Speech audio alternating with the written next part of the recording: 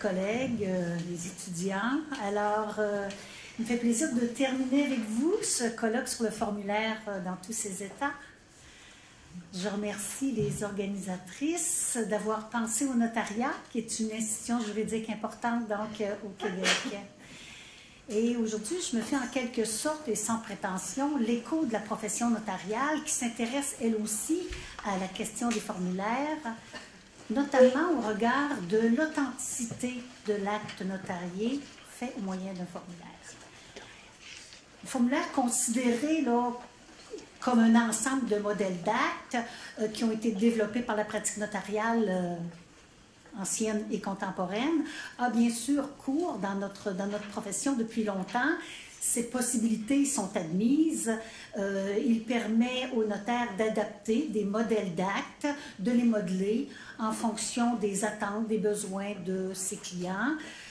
La créativité et le droit étant les limites, finalement, là, les seules limites pour le notaire. Mais il y a aussi les formulaires pris individuellement qui s'inscrivent plus ou moins obligatoirement, comme nous le verrons, dans la prestation de certains services professionnels du notaire officier public qui reçoit des actes notariés. Nous connaissons tous la valeur probante de l'acte reçu devant notaire, faisant foi de l'acte juridique qu'il contient, des déclarations des parties qui s'y rapportent directement. En cela, l'acte notarié assure ainsi la meilleure preuve et la plus grande protection des intérêts en présence. Ces vertus de l'acte notarié trouvent leur fondement dans la lecture de l'acte notarié par le notaire et le rôle conseil qu'il déploie lors et tout juste avant sa réception. Maintenant, il y a lieu de s'inquiéter de certaines pratiques impliquant les formulaires qui s'insinuent lentement dans la profession notariale et dans la justice pour les justiciables et qui peuvent porter atteinte à cette valeur probante, à l'authenticité donc, et de ce fait à la protection des justiciables. Je développerai sur cette inquiétude avec l'usage des formulaires utilisés relatifs aux sûretés et ceux qui touchent les testaments et les mandats de protection.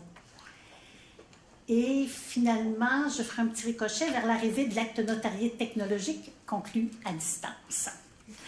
Alors, depuis des lustres, depuis toujours, en fait, je pense que les institutions financières, par l'entremise de leurs services juridiques, préparent des formulaires obligatoires pour les sûretés à être données par acte notarié, par leurs débiteurs à la garantie de leurs obligations, c'est bien connu. Les formulaires sont ici contrats d'adhésion et non contrats formulaires, nous avons compris, régulant de façon uniforme les liens juridiques entre les parties, le notaire exerçant ici d'abord son rôle conseil, puis agissant à titre d'officier public chargé de recueillir le consentement des parties et de veiller à la qualité et au rang de la sûreté exigée. Les notaires et les institutions financières font bon ménage et participent ainsi, avec les formulaires, à la mise en place ordonnée des garanties données par les débiteurs, jouant chacun leur rôle qui leur revient, l'un d'ordre juridique, l'autre d'ordre financier. Mais cet usage des formulaires relatifs aux sûretés des institutions financières connaît au Québec, depuis quelques années, une certaine dérive facilitée par la technologie, les uns en parlent, et commandée par l'efficience institutionnelle, d'autres en parlent. En effet, certaines institutions financières, des acteurs puissants que nous ne nommerons pas ici, délèguent maintenant à des centres de traitement opérés par des entrepreneurs, des gestionnaires, d'ailleurs situés à l'extérieur du Québec, la gestion des dossiers hypothécaires incluant leur préparation, leur rédaction et leur suivi. Ces centres requièrent alors simplement l'intervention d'un notaire délégué, à quelque part, pour l'étape de la lecture et de la réception de la signature du débiteur sur le formulaire, support du consentement donc du débiteur, qui au demeurant ne connaît souvent même pas ce notaire délégué. c'est ensuite le notaire du centre de traitement des dossiers, à quelque part, le notaire instrumentant qui clôt l'acte sans même avoir eu de contact avec le débiteur, le notaire délégué s'en étant chargé.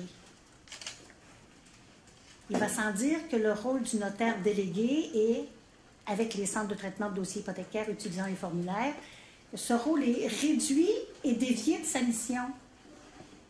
Ce notaire jouant souvent un rôle d'exécutant avec l'utilisation du formulaire, d'un contrat d'adhésion, les centres de traitement de dossiers le dégageant si tant est de la responsabilité professionnelle à laquelle le notaire est pourtant tenu. Or, rappelons que le législateur québécois a choisi de rendre obligatoire la forme notariée pour des actes particulièrement importants dans la vie du justiciable, dont l'hypothèque immobilière, afin de s'assurer qu'un professionnel avisé du droit et responsable puisse le conseiller tout au long de l'opération juridique en vue de recevoir son consentement. Il y a ici toute une chaîne dans la prestation du service professionnel du notaire. Alors, ce qu'il faut réaliser, c'est qu'il y a des groupes d'intérêt qui se sont appropriés presque l'entièreté du service juridique rendu dans les actes d'hypothèque immobilière, et ce, avec la malheureuse participation marginale de quelques notaires, se limitant à la seule réception des consentements sur un formulaire, ce qui risque de porter atteinte à l'authenticité de l'acte notarié, il faut le savoir.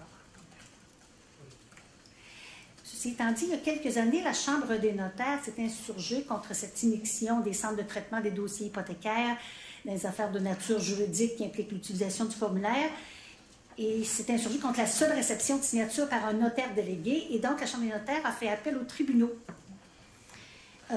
Avec le Barreau du Québec, la Chambre des notaires avait déposé une demande pour jugement déclaratoire, pas relativement à l'authenticité de l'acte, mais on a voulu frapper plus haut, plus fort, concernant l'exercice illégal par des centres de traitement de dossiers de la profession de notaire et d'avocat avec le barreau.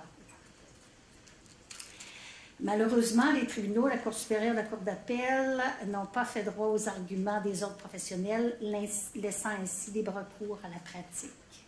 Le danger n'en est pas moins là,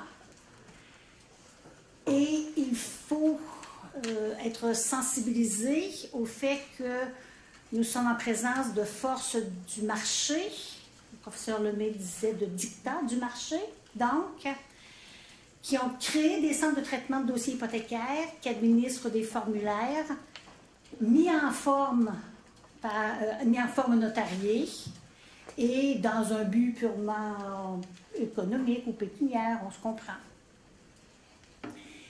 Et, alors, cet exemple-là m'amène à dire et à anticiper qu'on voit poindre à l'horizon une éventuelle offre de service avec des formulaires, d'autres services qui pourraient réduire de plus en plus le rôle du notaire, et ce, même pour les actes les plus importants de la vie du justiciable.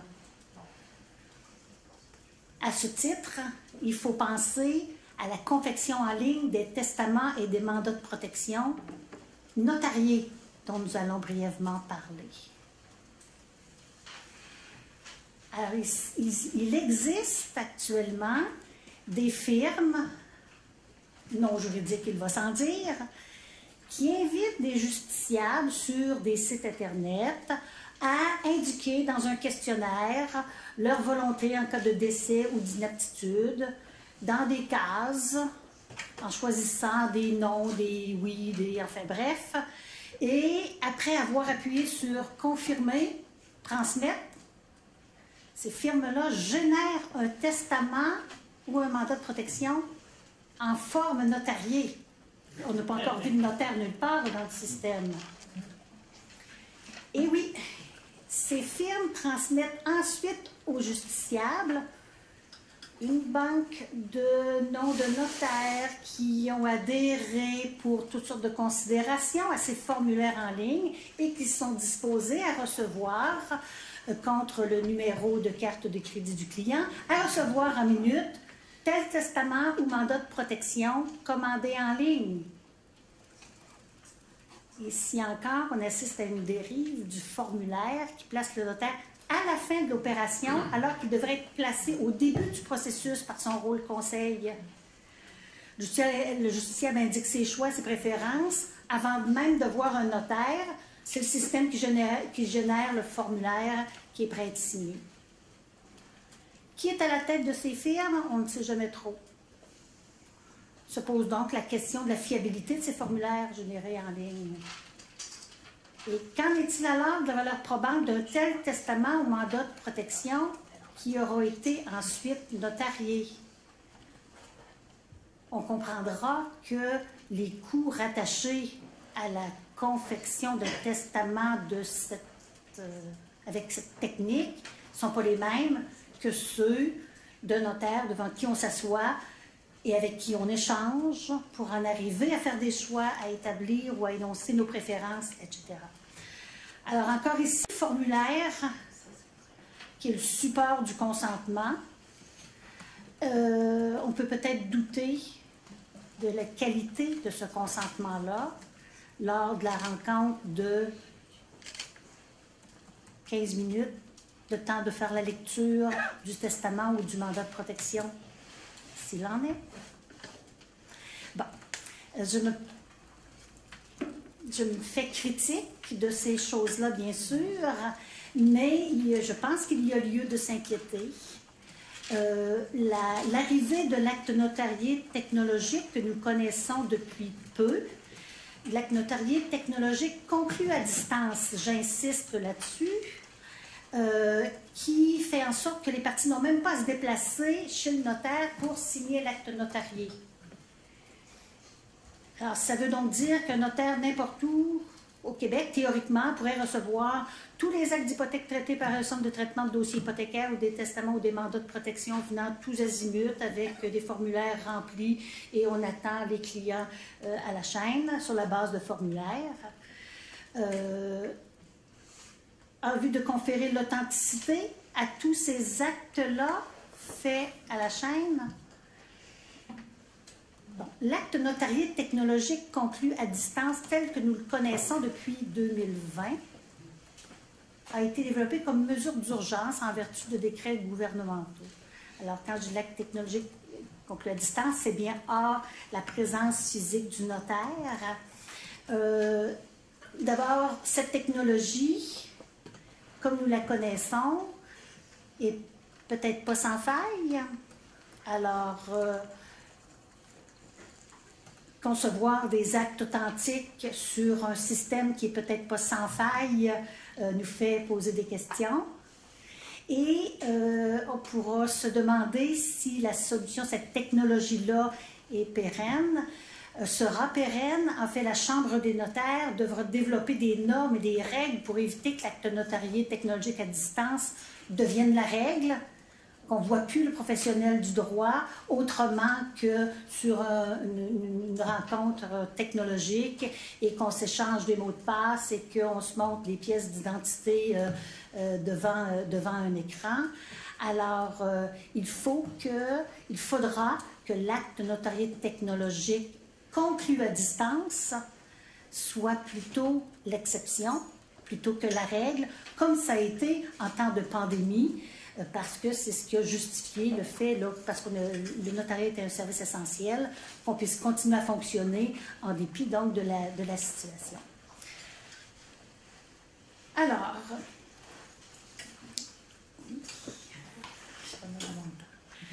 donc, il faut porter un regard critique, d'abord sur, bien sûr, l'utilisation du formulaire. Des formulaires ont des vertus. L'utilisation des formulaires est peut-être, elle, à considérer ou à reconsidérer, notamment quand arrive aussi là, toute la technologie donc, qui nous est offerte. Bien sûr, quand un justiciable utilise des services comme ceux qu'on a vus, il y a des réserves, des mises en garde qui sont indiquées dans la documentation afférente que tout le monde lit avant de soumettre le document. Alors, des réserves à l'effet qu'il reconnaît avoir reçu des conseils appropriés du notaire avant de conclure l'acte notarié, donc au moyen du formulaire. On serait heureux de le croire. Mais on pense plutôt que les personnes qui sont enclines à utiliser ce service-là veulent plutôt un service efficace et à peu de frais. Pour l'acte notarié, l'un va difficilement sans l'autre.